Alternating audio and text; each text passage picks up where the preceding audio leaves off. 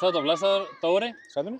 Við erum núna stödd hérna á Jólatorginu og þú ert að, útbúa alls kyns kræsingar, Já, ekki satt? einmitt. Geturðu sagt okkur svolítið frá hvað þú ert að gera?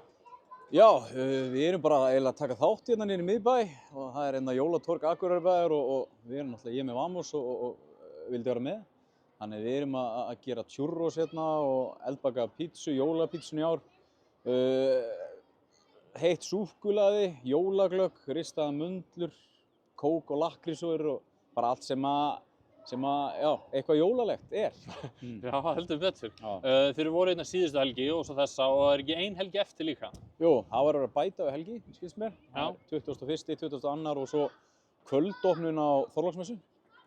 Þannig að, já, núna eru 4 dagar eftir með morgundeginum. Nóg framundan. Já.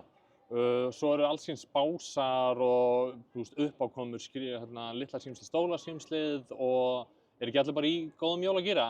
Jú, mér sýnist það. Þetta er bara magnað og imprar líka bara á fólki að mæta.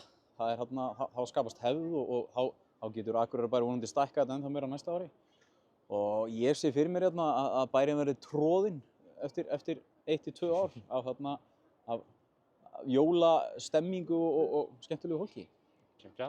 Er eitthvað, vantar kannski svolítið snjóinn, er það svona kannski það eina?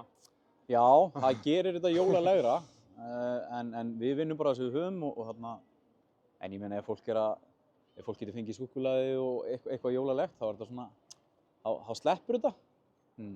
Kekja. Þá bara þakka ég kærlega fyrir og bara skemmtu þið vel helgina og bara vonandi skemmtir fólk sér líka vel. Já, við vonum það. Takk kærlega. Glæsilegt, takk.